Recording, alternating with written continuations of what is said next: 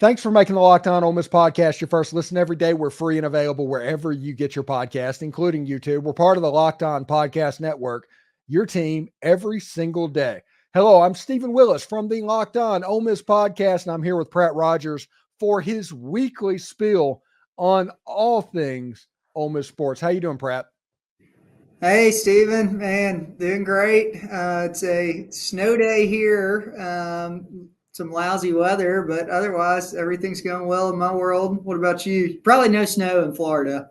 No, it did get down to like 52 degrees, which means we're getting dangerously close to falling iguana weather. And Gosh. so that is Florida snow, is falling iguanas. Well, I've never experienced that, but would enjoy catching a video or two of that when it gets down to about 51. How about that, Stephen? Yeah, it's not so rare. It's pretty rare in Central Florida where I am, but once you get to South Florida, it's pretty prevalent actually. Where if you get to a certain temperature, of iguanas just will fall out of the tree.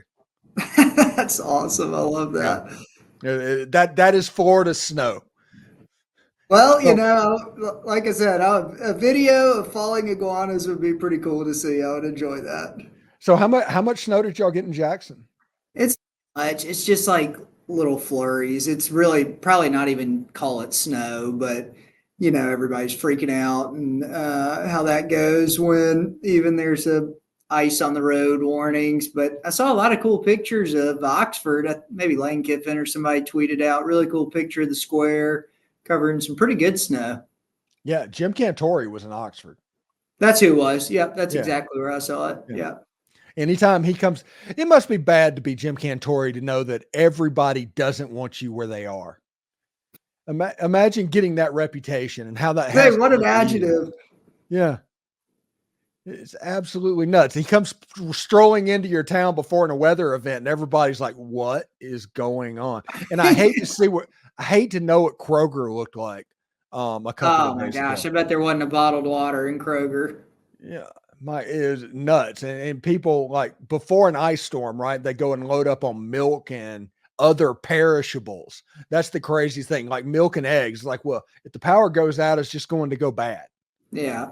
And it's weirdness. Anyway, Yam Banks and Dae'quan Wright committed over the weekend. Ole Miss got 3 out of their 4 visitors to commit so far. It could be a 4-for-4 sweep. We don't know who that third one is as of this recording, but we do know 2 of them, and that is Yam Banks and Dae'quan Wright. Now, on Dae'quan Wright, and I don't know if this is true, but somebody called me and said that Dae'quan ran an 11 flat 100-meter dash at 250 pounds.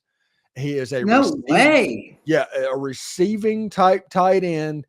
He's coming to Ole Miss to catch the football. I think I'm going to get my wish of 12 personnel finally, and I'll be interested to see exactly how it goes. Now, those numbers, I have not verified them. They just called in and told me that. But if that is true, yeah, there's going to be some 12 personnel. Well, Stephen, as long as I've known you, you have been blowing the horn. You've been, shouting from the rooftops. You want a dual tight end set. So for your sake, I hope it happens.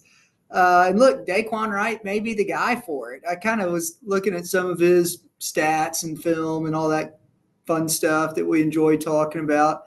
And, I didn't really know much about him at all until his commitment. But I did notice he had about, I think it was like 28 receptions, a little bit under 400 yards. And that's about what an injured Prescorn had this year. And I was looking at kind of a comparative metric to Prescorn stats. And I'm kind of wondering if he subs in. He's kind of got a similar body type. I'm wondering if he's more of a sub into Prescorn or kind of what you've been praying for as long as I know you, line him up at opposite ends or something like that. Yeah, I think it's a situation we might finally have, and this is possible. Don't think that anybody watching this video that it's not possible. When Charlie Weiss Jr. and Lane Kiffin was at FAU there last year, there were many a times where Harrison Bryant and John Rain were on the field at the same time. So this is possible. They do this. And I think that with the video I also did yesterday talking about how Jonah Coleman could be the perfect fit at running back if Ole Miss could make that work. And you look on his Twitter, he's being followed by Enrique Davis and Kelvin Bolden. So Ole Miss is absolutely trying. So You have a chance to do that. I like the direction this offense is going. I think Logan Diggs is going to be a really good back for Ole Miss next year, but I think that's after game 8. You need to get to game 8. And there's a lot of games in those October timeframe that I would just feel more comfortable if there's another back on campus. Yeah. Do you feel like this is actually uh,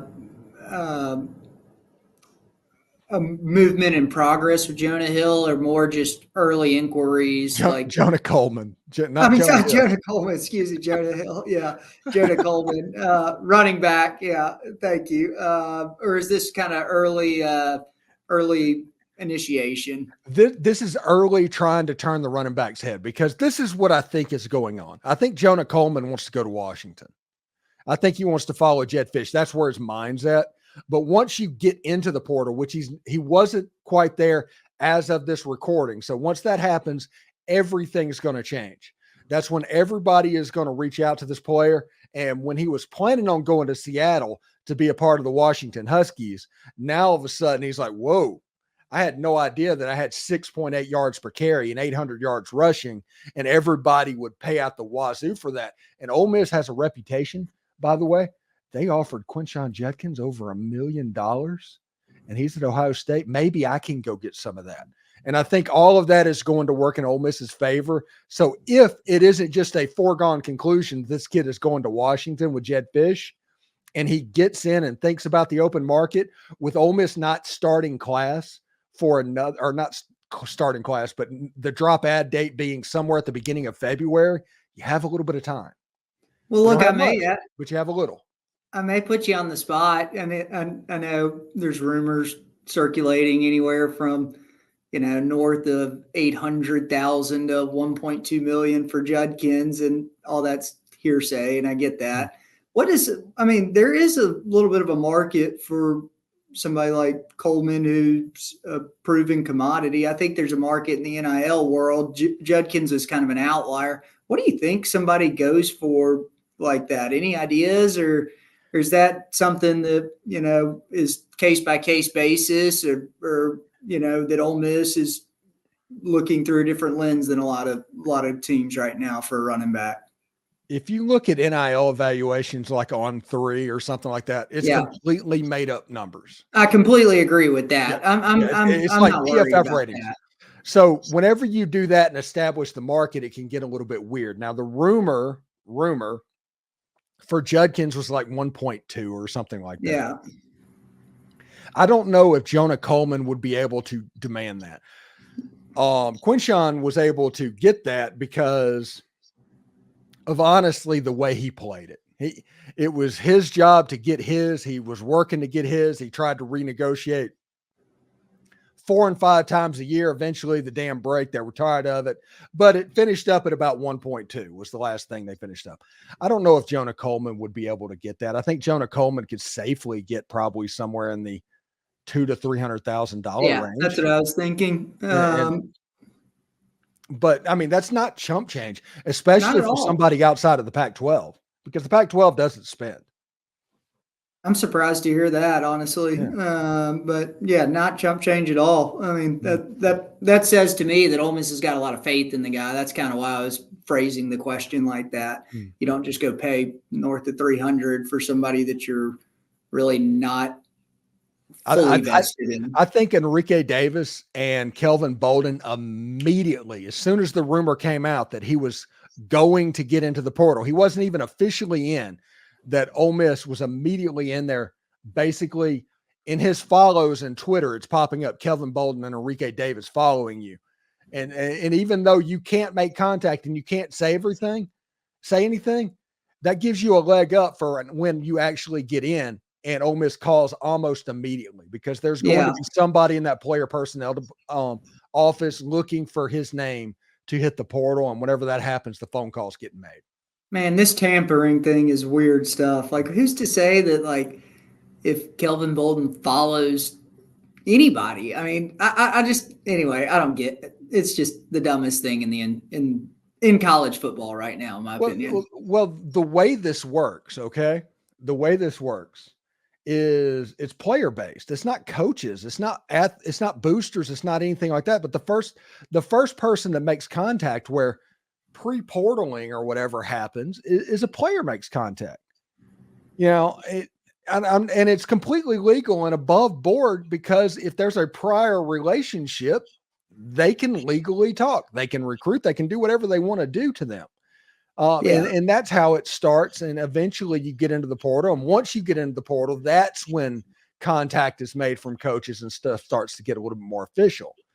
But it's essentially a player type deal at the lower level. Yeah, it's not even worth expending mental capital on, is how I feel about it, Steven. Seriously, I think it's the dumbest thing in the world. But the funny thing is, for me, is like, everybody always asks, like, how much money do you think he makes? And it's like, I don't care. That is not my job to know that. It's not my job to set that budget. It's not any of that stuff. I just want Ole Miss football to win games. I understand how the sausage is made.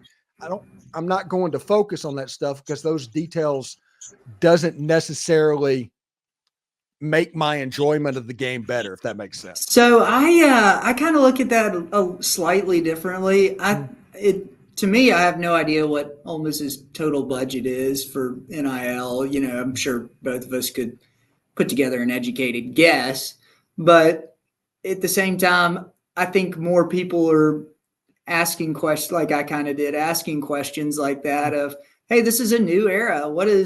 This is just a curiosity thing. It's not necessarily how it impacts Ole Miss's NIL budget.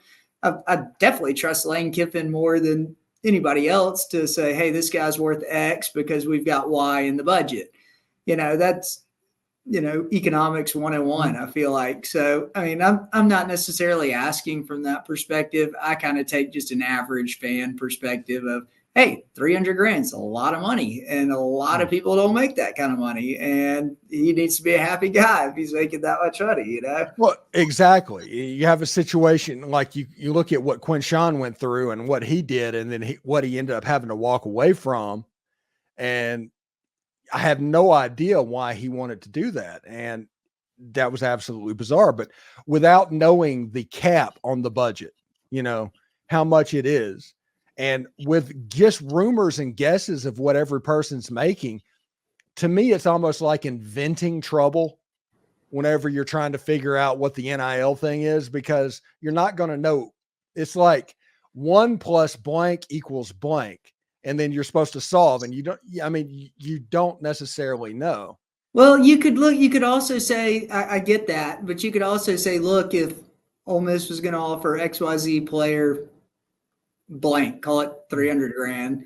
Well, if that's kind of what Ole Miss's valuation of him is that market valuation? Just someone like Texas A&M offer him that? Probably not in the past, probably would offer him more or whatever. That's kind of where people try to back into how healthy is your collective, just stuff like that, Steven. Yeah. It has nothing to do with the individual player's personal financials, Yeah. And you have a situation with the collectives where people want to be genuinely involved and know what's going on. And I understand that how it would go with how you're wisely spending your money and how much of a cap you have and all of that stuff. Because you've heard me say for weeks before Quinshawn left, do not overpay for a running back. And like, that has been my mantra almost all of this football season. And honestly, we were probably going to overpay for running back, but that's another question altogether. Without knowing what the budget is and all of that, and you don't know if you're necessarily overpaying. So I understand why you need this to be competitive and all of that stuff. I get that.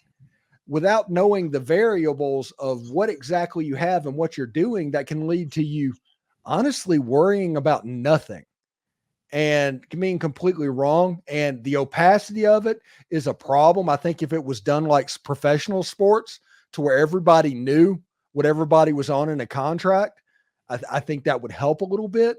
But if it is the way it is right now, just go win football games and, don't tell me how it's done. Don't tell me your problems. Just show me the baby. That is there you go. Look, that's the ultimate optimism, and I love that about you, Steven. That's awesome. Couldn't agree. I love it. I get that totally. Yeah. It's just the way I look at it. You know, have you heard of, like, I think Amarian Walker, the cornerback from Michigan, is probably, as we were recording this on Monday night. Okay, so this could have popped before you listen to this. But that shark is in, and that's who I widely think it is, probably. Yeah. I think Kedrick Blackshear could absolutely pop. He could be the other one. Yeah. There's a situation where all four of the commitments that Ole Miss had, or the 4 visits that they had this weekend, they could all commit. Look, I wouldn't put it past the guys in red and blue. I mean, they're not batting 1,000, but they're darn close. And I can count on probably one hand or less, the guys that I really feel like have gotten away kind of over the transfer cycle, that we were really just fully vested in and just couldn't pull it off. And it isn't much. It's not a long list. Yeah, and Florida State's offensive coordinator just got show caused and all that for breaking NIL rules. Makes you wonder what happened in that Keon Coleman situation just a year ago, honestly. I hadn't thought about that. I hadn't read a full article on the Florida State stuff. I saw a snippet on Twitter that there were some sanctions or something, but I didn't equate that to Keon Coleman. That's funny. I like that. Yeah, they did really well in the transfer portal last season. Ole Miss is that team this season, so should be pretty interesting. Anyway, thanks for making the Locked On Ole Miss podcast your first listen every day. We're free and available wherever you get your podcast, including YouTube. We're part of the Locked On Podcast Network, your team every single day. Pratt Rogers, part here for his weekly segment. I'm Stephen Willis from the Locked On Ole Miss podcast. Pratt, have a good time. Enjoy some basketball tonight. Hopefully Ole Miss can take care of business versus the LSU Tigers. I hope so. I'll be tuning in. All right. Take care, buddy. Hey, man. Bye.